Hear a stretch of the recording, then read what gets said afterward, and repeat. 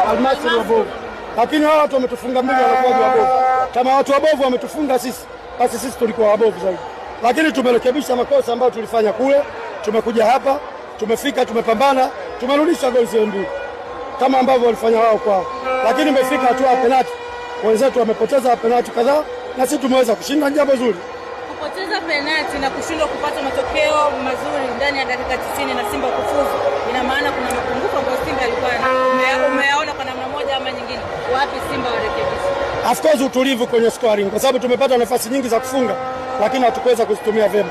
Lakini nafikiri kwa sababu mbili. Moja, tension, kwa sababu tulikuwa tunacheza tukiwa nyuma na goli mbili, lakini kiwanja hakikuwa rafiki sana kwenye kucheza. Walikuwa wanateleza muda mwingi na nini, kwa hata maamuzi hayakuwa mazuri sana. Lakini wameweza kupambana na kupata zile goli mbili kwanza. Baada ya kurudisha goli mbili tumeenda kwenye penalty. Tumefanya vizuri, ni jambo jema, tunashukuru Mungu. Lakini naamini kabisa kwenye hatua ya nusu finali, nafikiri kama tutakuwa tunacheza na Zamalek, tutaanza nyumbani au tunamalizia kule. Kwa hiyo tujipange vizuri kupata ushindi nyumbani, ili mradi tukienda kwao tukamalizie kazi iwe nyepesi. Lakini tukianza nyumbani kwa kufungwa au kupata idadi ndogo ya magoli, tukirudi kule kwa wenzetu, kwa sababu wanacheza kwao na unajua Waarabu wakiwa kwao inakuwa shida kidogo, itatusumbua. Lakini tunatakiwa tuwapongeze viongozi na wachezaji kwa kazi nzuri waliofanya na hatimaye tumepata ushindi. Kama kocha, kitu gani unakiona ni kizuri kwa Musa Penpin Kamara upande wa goalkeeper?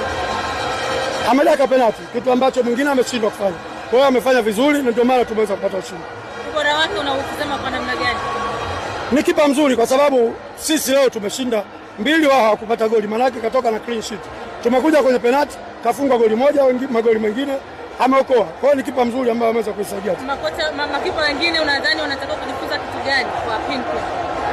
Sasa itabidi walimu wao ndio watajua kitu gani cha kuwafundisha. Mimi kwa sababu sikai nao, sijui weakness zao wala nini. As long kila mwalimu yupo kwa ajili ya kusaidia timu yake, kila mtu ataangalia ile ambalo lina uzuri, atarekebisha kwa wachezaji wake, ile baya atalipotezea mbali. Unafundisha lakini makipa wa timu ya taifa? Hapana, mimi sifundishi. Tuna kipa, kocha wa makipa. Sisi tunafundisha technique na tactics. Sasa hivi mpira umebadilika, mpira uko kisayansi zaidi. Asanteni sana.